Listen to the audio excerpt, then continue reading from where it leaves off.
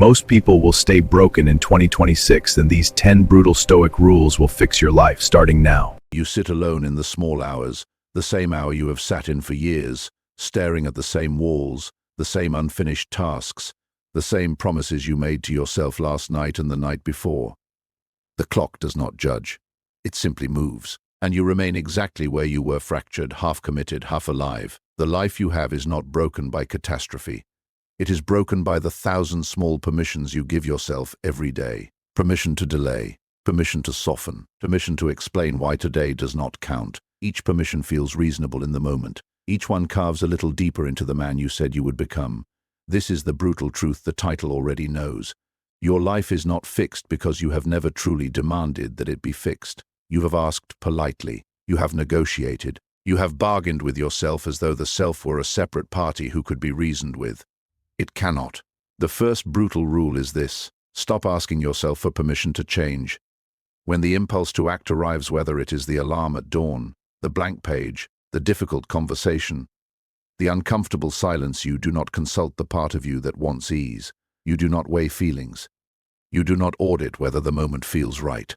You act before the question forms. Most of your days are lost not to laziness, but to the ritual of self-consultation. You ask the weaker part of yourself for approval, and it always votes no. Then you accept the you vote as legitimate. Then you feel justified in remaining the same. That justification is the fracture.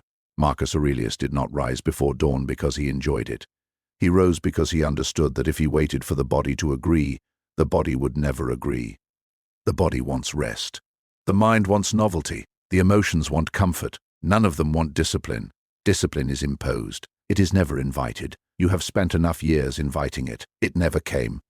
So impose it. The next time the resistance appears, and it will appear within the next hour, do not pause to feel it. Do not name it. Do not journal about why it is there. Simply refuse to acknowledge its vote. Move the hand to the page. Place the foot on the floor. Close the distracting tab. Speak the difficult word. The movement itself is the verdict. No debate is required. No inner court is convened. This refusal to consult is the beginning of sovereignty. Not the sovereignty of feeling strong, but the sovereignty of acting regardless of feeling. You will not feel different at first. You will feel the same reluctance, the same heaviness, the same whisper of not today, but you will no longer obey it. That is the difference. Most lives fracture because obedience is given to the wrong sovereign. The sovereign is not reason. It is not wisdom. It is comfort disguised as reason. Comfort says, rest now, work later. Comfort says, you've earned this exception. Comfort says, tomorrow you'll be stronger. Comfort lies. Every tomorrow you wake up weaker than the day before because comfort has ruled one more day. In 2026, the world will offer more comfort than ever before. More distractions dressed as productivity. More justifications dressed as self-care. More voices telling you that discipline is optional if you are kind to yourself.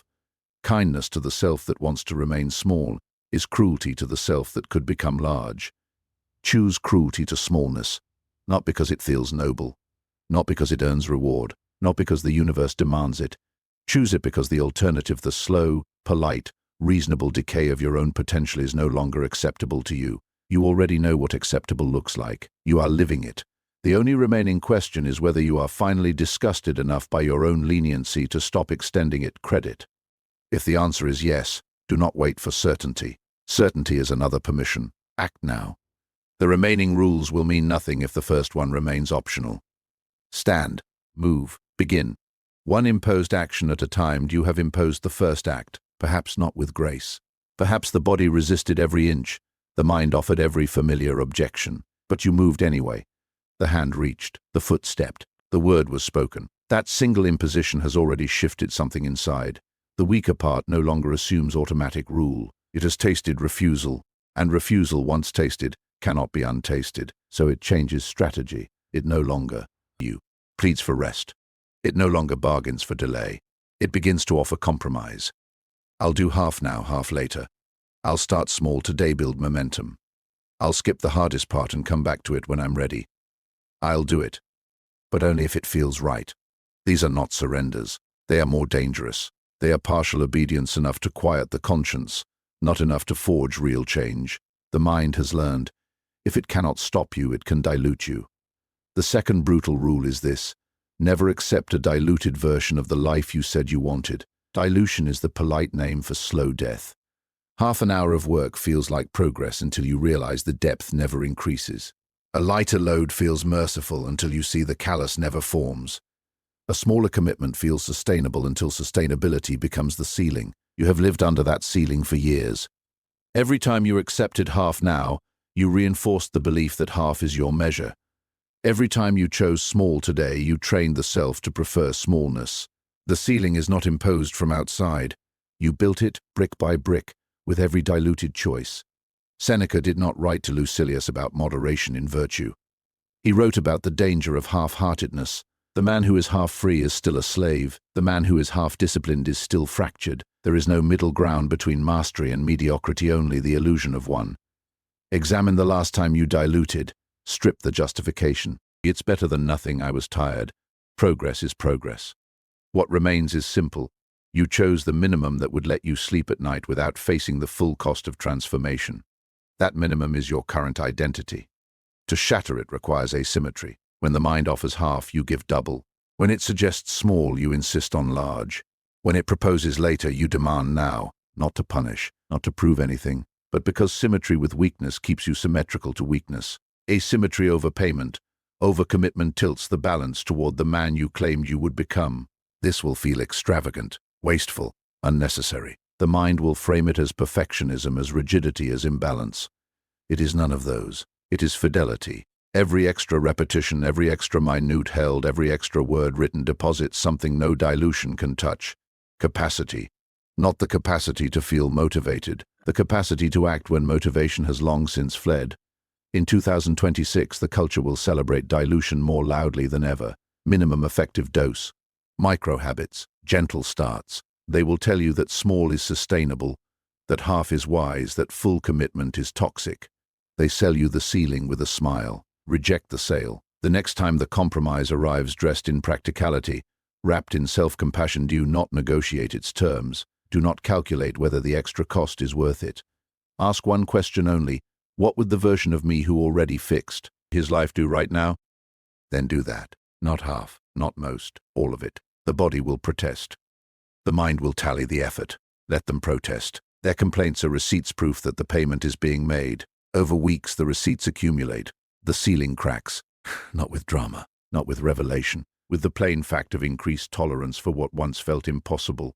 You begin to notice small impossibilities becoming ordinary. The silence that once broke at 10 minutes now holds for 30. The task that once ended at half completion now finishes without remark. The refusal that once required force now arrives almost quietly.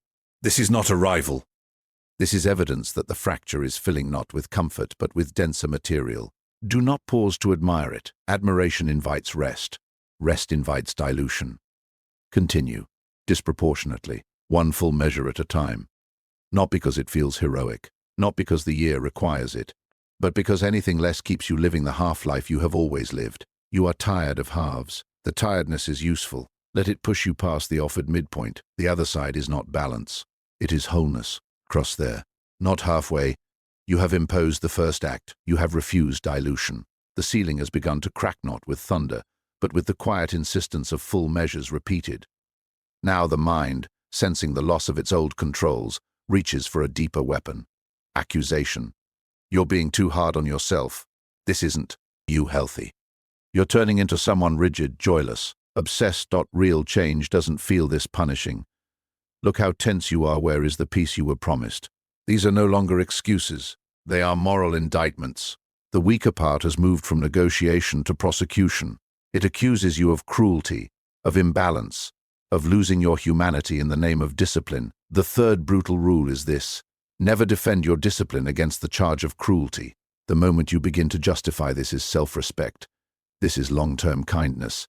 Eventually it will feel natural. You step into the courtroom the mind has prepared. And in that courtroom, you are never the judge. You are always the defendant. Every defense you offer becomes evidence against you. The more convincingly you explain that your severity is compassionate, the more you reveal your secret fear that it might not be. The mind smells hesitation. It presses harder. Seneca did not argue with those who called his way of life austere. He simply continued living it. When accused of joylessness, he did not list his pleasures. He did not explain the difference between fleeting joy and enduring steadiness. He acted. The action itself was the only reply needed. You must learn the same silence. When the accusation lands, this path is making you miserable. Do not audit your emotions to verify the claim. Do not scan your body for tension as proof. Do not compare your current state to some imagined ideal of calm. Use Stoic serenity. Simply note an accusation has arrived. Then return to the action that provoked it. The action is the acquittal, not because it proves anything, not because it feels good, but because continuing in the face of indictment is the only language the prosecutor eventually understands as final. Over time, the accusations grow thinner. They still appear like old debts that arrive at the door, but they carry less weight. You stop opening the envelope to read them. You no longer feel compelled to prove them false. Their presence no longer requires rebuttal. This is not numbness. It is disentanglement. You are no longer proving your discipline to yourself. You are living it. Most men spend their lives in endless litigation with their own conscience. They journal defenses. They seek reassurance from others. They read books that promise gentle discipline, balanced ambition, compassionate rigor. Each reassurance feeds the prosecution. Starve it. The next time guilt arrives dressed as concern for your well-being, treat it the way a sentry treats a shadow at the gate. Acknowledge its presence, measure its intent, refuse it entry. Do not hate the shadow. Do not pity it. Do not debate whether it has a point. Walk past. In 2026, the world will amplify these accusations. Every advertisement, every wellness voice, every influencer will frame full commitment as violence against the self. They will call discipline toxic, rigidity harmful, unrelenting effort unsustainable. They will sell you softness as strength. If you pause to defend against that framing, you lose. The defense concedes the courtroom. So do not defend, do not explain, do not post quotes about balance. Do not signal virtue through moderated ambition. Continue. The continuation repeated becomes the only argument required. You are not becoming joyless. You are becoming selective about what deserves joy. The joy that arrives after sustained refusal, after weeks of full measures, is not the quick flash of comfort. It is slower, denser, quieter. It does not announce itself. It settles. You have not yet felt it fully, but you have tasted its edge in the moments after an imposed act when, for just a breath, the inner noise quiets and something steadier takes its place. That steadiness is what the accusations fear most. They know that once it roots, their voices become echoes in an empty hall. Let them echo. Keep moving. One clean continuation at a time. Not to silence the prosecutor, not to win the case, but because the case itself has ceased to concern you. You are no longer on trial. You have imposed the first act. You have refused dilution. You have walked past the accusations without defense. Now the pressure turns inward, not from resistance, not from guilt, but from the accumulating weight of consistency itself. The actions repeat. The full measures become pattern. The days begin to resemble one another in their deliberate shape. And in that repetition, a new fracture appears. Boredom, not you, the restless boredom of distraction-starved hours, but the deeper, almost architectural boredom of a life stripped of novelty. No more quick rewards to chase. No more exceptions to look forward to. No more small betrayals to forgive. Only the plain act done again because it is what the day requires. The mind, long fed on variety as fuel, now presents its final case. This is dull, Dodd. Where is the spark? Is this really what fixed looks like? Endless sameness. Shouldn't discipline feel alive, not mechanical? The fourth brutal rule is this. Embrace boredom as the final test of whether your life is truly fixed. Boredom is not failure. It is the absence of bribe. For most of your years, action was sustained by anticipation of relief after effort, of praise after completion, of change after persistence. That anticipation was the hidden engine. The task itself was secondary. Now the engine has quieted. The novelty has been removed. What remains is the act in plain light. No fanfare, no promised high, no audience. Just the thing that must be done, done again. Most flee this moment. They introduce variation for its own sake, new routines, new tools, new goals, new philosophers, and anything to restore the sensation of progress as excitement. They mistake the return of dopamine for the return of discipline. They do not see that boredom is not the enemy of mastery. Avoidance of boredom is. Epictetus did not speak of boredom directly. He spoke of roles. You play the role assigned by you. Reason. The philosopher does not require inspiration to philosophize. The soldier does not wait for exhilaration before standing watch. The parent does not need joy to tend the child at dawn. The role is fulfilled because it is the role, not because it sparkles. You are now in the role of the man who keeps his word to himself. That role does not sparkle. It endures. When boredom settles, perhaps during the 50th identical morning, the 100th sustained silence, the 1000th deliberate breath held against distraction, do not fight it with novelty. Do not rebrand the routine. Do not chase a new reason to make it feel meaningful again. Sit with the plainness. Feel its weight exactly as it is, dry, repetitive, unremarkable, then continue anyway. The continuation through boredom is what separates fracture from density. Anyone can act when inspired. Anyone can refuse when the stakes feel high. But to act when nothing feels at stake, when the only witness is the mirror who already knows your choice, this is where the material hardens. In 2026, the escapes from boredom will multiply faster than ever. Endless micro-distractions. Personalized feeds that adapt to your exact threshold of tedium. Communities promising discipline should feel like play, like flow, like effortless alignment. They will insist that if it feels boring, you are doing it wrong. They sell you back the old bribe. Do not buy. Let boredom come. Let it stay. Let it sit beside you through the set, through the you, sentence, through the silence. Do not speak to it. Do not explain it away. Do not promise it relief tomorrow. Do the next required thing while boredom watches. Over months, not weeks, the boredom loses its edge. It does not vanish. It becomes background like wind through stone. You notice it without needing to react. The act no longer requires contrast to feel significant. Its significance lies in its persistence alone. This is the strangest freedom, no longer needing the promise of feeling good to do what must be done. You are not joyful in the repetition. Joy may never arrive in the form the old self imagined. What arrives instead is steadier. Presence without demand. Presence without demand is unbreakable because it asks nothing from the moment except that it be met. You feel the first traces in ordinary instants. The training that passes without inner commentary. The writing that ends not with relief but with quiet continuity. The evening that closes without the need to judge whether it was enough. These instants are small. They carry no drama. They leave no trace on any external record. Yet they are proof. The fracture has filled with something that no longer cracks under monotony. Do not seek to accelerate them. Do not measure their frequency. Simply continue meeting the moment without bribe or complaint. One plain repetition at a time. Not to conquer boredom, not to transcend it, but because boredom, once accepted, has nothing left with which to threaten you. The mind, you, that once used novelty as leverage now finds its lever rusted shut. You are left with the work. The work is enough. You have imposed the first act. You have refused dilution. You have walked past accusations without defense. You have sat with boredom until it became indifferent background. Now the fracture begins to close in a way that is almost imperceptible at first, not through drama, not through sudden revelation, but through the slow, accumulating distance between who you were and who you are becoming. The old identity, the one comfortable with excuses, familiar with half measures, at home in negotiation, starts to feel like clothing that no longer fits. It pulls at the shoulders, it restricts breath, yet shedding it entirely means standing exposed before your own gaze, without the old excuses to cover you. The fifth brutal rule is this: endure the grief of outgrowing the man you used to be. This grief is not loud sorrow. It is quiet, persistent, almost invisible, like the ache of a limb long bound that is finally allowed to straighten. You miss the ease of old indulgences. You miss the company of familiar weaknesses. You miss the version of yourself that could fail without the full weight of self-betrayal pressing down. Most people never permit this grief to surface. They swap one habit for another, one distraction for a shinier one compromise for a slightly less obvious compromise. They change behavior without changing allegiance. The old self remains alive inside you, quietly resentful, waiting for the first crack to reclaim its place. You cannot afford that waiting. To fix a life, you must bury the old allegiance, not with hatred, not with ceremony, but with repeated acts of deliberate non-recognition.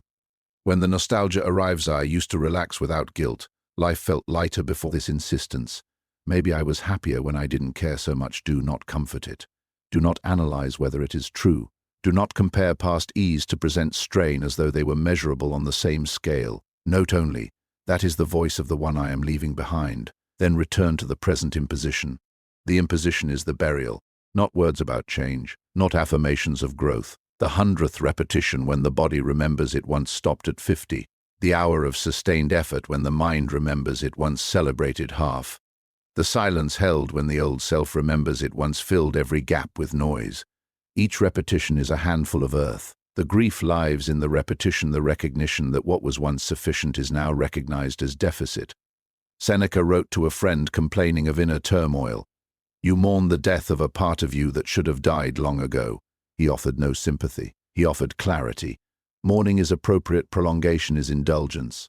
You are in that mourning now. Allow it to exist, but do not feed it attention. Do not journal poetic reflections on lost ease. Do not romanticize the version of you that fractured more gracefully. Do not seek consolation in memories of when things felt simpler. Simpler was not better. Simpler was smaller. The grief will peak in ordinary moments. When friends invite you to an evening of easy talk and you decline because the work calls. When the body begs for rest and you give it one more round because the old limit no longer binds. When solitude stretches longer than it used to and the absence of distraction feels like loss instead of gain. In those moments the old self knocks hardest. It does not argue. It simply reminds you of warmth, of lightness, of belonging to the common stream of avoidance. Turn toward the knock. Acknowledge it, I hear you, and do not open the door. The refusal to open is the grief's completion, not by forgetting the past, but by refusing to live in it. In 2026, this grief will be sharpened by contrast. The world will accelerate its offering of ease, instant gratification, frictionless convenience, communities built around shared softness. Every screen will show lives where no one seems to carry this particular weight. The comparison will sting. It will whisper that your path is isolating, unnecessary, perhaps arrogant. Let the sting register, then continue. The sting is the sound of old roots pulling free. Over time months, not days, the grief changes texture. It stops feeling like loss and begins to feel like clarification. What you mourned was not joy, but the absence of responsibility for joy. What you mourned was not freedom, but the illusion that freedom required no structure. The structure you are building is narrower at first. Fewer indulgences, fewer escapes, fewer companions who prefer the old ease. But within that narrowness, capacity expands. The silence becomes habitable. The effort becomes ordinary. The self-respect no longer borrowed from external approval begins to stand on its own. You are not yet at peace with the narrower life. Peace comes later. What you have now is something more reliable. Alignment. The inside and the outside begin to match. No more secret negotiations. No more double bookkeeping. This alignment is what the fixed recognize in one another, not swagger, not loud certainty, but the quiet absence of inner contradiction. You feel its first traces after the grief has crested and receded, a decision made without afterwards second-guessing, a refusal delivered without apology, a mourning begun without inner litigation. Do not chase these moments. They are not rewards. They are byproducts. Continue burying. One full imposition at a time, not to escape grief, not to arrive at painless state, but because the man who refuses to mourn the death of his weaker self remains chained to its corpse. You have carried that corpse long enough. Lay it down. Walk on. The path narrows, yes, but it leads where the wide road never reaches. You have imposed the first act. You have refused dilution. You have walked past accusations without defense. You have sat with boredom until it became indifferent background. You have endured the grief of burying the old allegiance. Now the fracture begins to seal in a way that is almost disorienting, not through triumph, not through sudden strength, but through the emerging distance between your own standards and those of the world around you. The actions have become consistent. The full measures arrive without fanfare. Yet when you look outward, you see others moving through their days with what appears to be effortless grace, no visible friction, no deliberate imposition, no quiet refusal. And the question forms, unbidden and sharp, why does it have to be this hard for me? The sixth brutal rule is this: never measure your resolve against someone else's appearance. Comparison is the final thief of sovereignty. As soon as you accept another person's visible ease as the standard, you hand the verdict on your own life to an illusion. You do not know their inner rooms. You do not know how many mornings they surrendered before the one you witnessed. You do not know the compromises they still allow when no one watches. Most of all, you do not know whether their unbrokenness is mastery or simply a longer leash on the same fracture you are closing. Marcus Aurelius never once compared his struggle to that of lesser men or greater emperors. He compared himself only to the standard he had set the day before, not to feel superior, not to feel defeated, but to keep the compass pointed inward. Turn your compass inward now. When The comparison arrives, he makes it look easy. She never seems to waver. Everyone else has figured this out. Do not refute it with evidence. Do not search for proof that their life is harder than it appears. Do not console yourself with the thought that they are weaker in secret. Redirect the gaze. Ask one question only. Compared to yesterday, am I holding the line more steadily? That single redirection collapses the external court. No witnesses are called. No testimony is required. Only the record of your own hours. This redirection is harder than it sounds. The mind prefers the wider arena of comparison because it offers endless material. Someone ahead to justify despair, someone behind to justify complacency. Both paths return to the same place, permission to soften. In 2026, the arena will be louder than ever. Feeds will overflow with curated mornings, optimized routines, people declaring their unbreakable habits as if they were born with them. The algorithm rewards the appearance of ease. It punishes visible struggle. You will see men half your age posting videos of dawn meditations that look serene, workouts that appear effortless, days structured like clockwork. The temptation to measure will be constant. Resist by narrowing the frame. One day, one imposition, one sustained effort against yesterday's version of the same act. Do not track streaks for vanity. Track them for evidence. Evidence that the line is held not perfectly, not without tremor, but held. Nonetheless, the man who compares outward eventually lives outward. His sovereignty becomes borrowed. His resolve becomes performative. He strengthens only when watched, weakens when unseen. You are choosing the opposite. To strengthen unseen, to hold when no one records it, to continue when the feed scrolls past. This choice brings a peculiar isolation, not the dramatic loneliness of withdrawal, but the quiet solitude of self-accountability. No one applauds the extra set when the gym is empty. No one likes the post that never gets written. No one congratulates the silence maintained at 3 a.m. when sleep would be easier.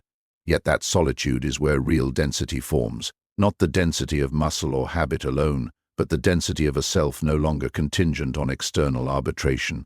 Over time, the comparisons arrive less frequently. Not because others change, not because the world grows kinder, but because the habit of inward measurement becomes stronger than the reflex of outward scanning. The mind, like an eye trained on a single point, loses interest in the peripheral blur. You begin to notice something unexpected. The people who truly appear unbroken are rarely those who broadcast it. They are the ones who do not need to. Their ease is not absence of friction, it is mastery of it. And mastery leaves no trace for comparison because it does not compete. You are not yet there, but you are traveling the only road that leads there. So when the next comparison knocks tonight, tomorrow, next week, do not open the door to debate. Do not peer through the glass to assess the stranger's life. Simply turn back to the imposition in front of you and ask the only question that still matters. Am I better than yesterday at remaining myself? Answer with action. Not explanation, not justification. Action. One clean inward measurement at a time. Not to outpace others, not to prove superiority, but because the only verdict worth hearing is the one you deliver to yourself in silence. The rest is noise. You have imposed the first act. You have refused dilution. You have walked past accusations without defense. You have sat with boredom until it became indifferent background. You have endured the grief of burying the old allegiance.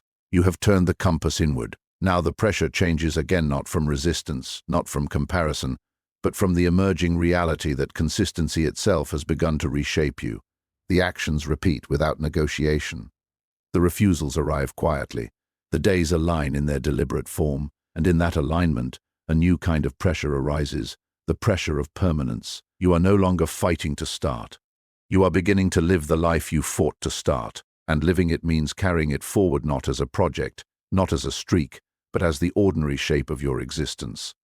The seventh brutal rule is this: hold the line not because it is hard, but because it is now yours. There comes a point, perhaps it has already arrived, in fragments when the struggle ceases to define you. Not because the world grows easier, not because the demands lessen, but because the inner architecture has shifted. The fracture is no longer a wound to monitor. It is sealed stone. The man who once measured every step against yesterday's weakness now walks without tally. He does not celebrate consistency. He does not mourn lapses that no longer occur. He simply is the consistency. This is not arrival at perfection. Perfection is a fantasy for those who still need applause from the future. This is arrival at responsibility without remainder. You no longer live with a shadow self waiting to reclaim territory. The shadow has been starved so long it no longer casts. What stands in its place is plain, a man accountable to his own word, not because he fears fracture, but because fracture no longer interests him. Marcus Aurelius, in the final pages of his notes, wrote less of battles and more of acceptance, not passive acceptance, but the calm recognition that what is required is what is. He did not ask life to be otherwise. He did not ask himself to feel otherwise. He met the hour as it came, did what reason demanded, and let the rest pass without commentary. You are approaching that same economy of motion. The day begins. The body rises. The work is met. The silence is kept. The refusal, if one is needed, arrives without drama. No inner tribunal convenes. No ledger is checked. There is only the next necessary thing done because it is necessary. In this economy, freedom is no longer the absence of constraint. It is the presence of self-imposed form that no longer feels imposed. You have shaped yourself so consistently that the shape has become identical with you. To break it now would require deliberate violence against your own nature, not against some weaker version, but against the man you have made. Most never reach this identification. They hover in the borderlands of discipline, proud of their streaks, anxious about their streaks, defined by their streaks. The streak remains an external ornament, something they wear, not something they are. When the ornament slips, the fracture reappears. You have crossed beyond ornament. The line is no longer held. It is inhabited. In 2026, the world will continue its noise louder, perhaps, than before. New temptations will dress as necessities.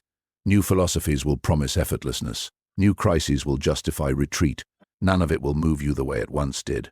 Not because you have become numb, but because the center no longer shifts with the wind. The wind blows. The center remains. Feel that stillness now, not as absence, but as presence. The quiet after the last echo dies. The space where excuses once crowded is empty, not desolate, not triumphant, simply available for the next hour, the next choice, the next breath taken deliberately. There is no final victory here.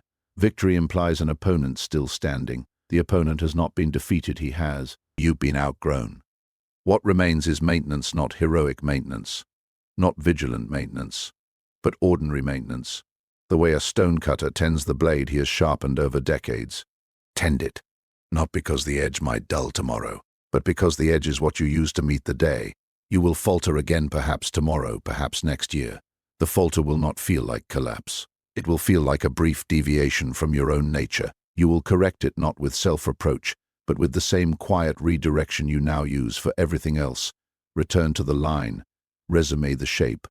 This is the fixed life, not the man who never bends, but the man who returns so consistently that bending ceases to define him. You have built this over months of plain impositions. No one saw most of them. No record exists outside your own silent memory. That is as it should be. What is built in secret endures in secret. What is built for display endures only as long as the audience watches. The audience has left the room. You remain. So continue, not to prove anything, not to reach some final shore, but because continuation is now the simplest expression of who you have become, one deliberate breath at a time, one necessary act at a time. One day met exactly as it arrives. You have imposed the first act. You have refused dilution. You have walked past accusations without defense. You have sat with boredom until it became indifferent background. You have endured the grief of burying the your old allegiance. You have turned the compass inward. You have held the line because it is now yours. The pressure has become presence. The acts no longer require summoning. The refusals arrive as naturally as breath. The days are no longer battles to be won, they are the shape you inhabit. What once fractured under strain now holds without remark. You stand in the quiet aftermath of all the small wars fought in silence, and the question that once burned hottest has cooled to ash. What remains when nothing fights back? The eighth brutal rule is this: live the fixed life not as an achievement, but as the ordinary expression of who you have become. There is a moment, perhaps it has already arrived in fragments, when the effort ceases to feel like effort.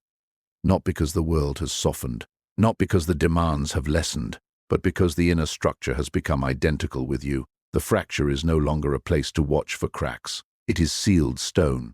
The man who once measured every imposition against yesterday's weakness now moves without measurement. He does not celebrate the absence of negotiation. He does not mourn the presence of routine. He simply is the routine. This is not perfection, Perfection is the fantasy of those who still need the future to applaud them. This is responsibility without remainder. You no longer share quarters with a shadow self waiting for weakness. The shadow has been starved so long it no longer appears. What remains is plain. A man who keeps his word to himself, not because he fears fracture, but because fracture no longer holds any interest. Marcus Aurelius, in the closing lines of his private notes, wrote less of struggle and more of acceptance, not resignation, but the calm recognition that what reason requires is what is. He did not ask the hour to be different. He did not ask himself to feel different. He met what arrived, did what was required, and let the rest pass without commentary. You are entering that same economy of being. The morning comes. The body rises. The work is met. The silence is kept. If a refusal is needed, it arrives without theatre. No court convenes. No ledger is consulted. There is only the next necessary thing done because it is necessary. In this economy, freedom is no longer escape from form. It is the presence of self-imposed form that has ceased to feel imposed. You have shaped yourself so consistently that the shape is now you. To break it would require deliberate violence against your own nature, not against some weaker version, but against the man you have become. Most lives never reach this identification. They remain in the borderlands of discipline, proud of their efforts, anxious about their efforts, defined by their efforts. The effort remains an ornament, something worn, not something inhabited. When the ornament slips, the fracture returns. You have crossed beyond ornament. The line is no longer held. It is lived. In 2026, the noise will continue louder perhaps than you before.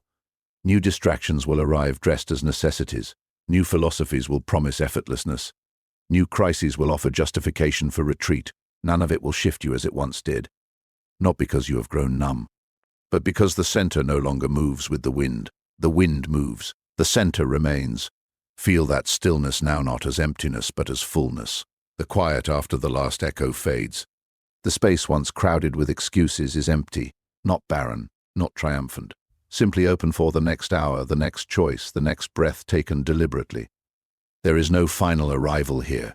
Arrival implies a destination separate from the path. The path is the life. The opponent was never defeated, he was outgrown. What remains is tending, not heroic tending, not vigilant tending, but ordinary tending, the way a craftsman tends the tool he has sharpened over years. Tend it, not because the edge might fail tomorrow, but because the edge is what meets the day. You will deviate again perhaps tomorrow, perhaps next year. The deviation will not feel like ruin. It will feel like a brief step off your own nature. You will return not with self-reproach, but with the same quiet redirection you now use for everything. Resume the shape, continue the line. This is the fixed life, not the one who never bends, but the one who returns so consistently that bending no longer defines him. You have built this through months of plain, unseen impositions. No audience witnessed most of them. Your record survives outside your silent memory. That is as it should be. What is built in secret endures in secret. What is built for display lasts only as long as the display. The display has ended. You remain. So continue, not to prove, not to arrive, but because continuation is now the simplest truth of who you are. One deliberate breath at a time. One necessary act at a time. One day met exactly as it arrives. If this way still calls, if the quiet weight of it remains more true than any easier path, then keep to it, not as a discipline to maintain, not as a project to complete, but as the man you already are, walking the only path that fits. The work is never finished, but it is yours. Reflect on that ownership in the hours ahead, not with pride, not with sentiment. Simply recognize it, the way you recognize the feel of your own hand. Then do the next thing. Built by Stoicism is not a place to arrive. It is the reminder that what is built slowly, privately, without fanfare, belongs to no one else. It belongs to you. Keep building.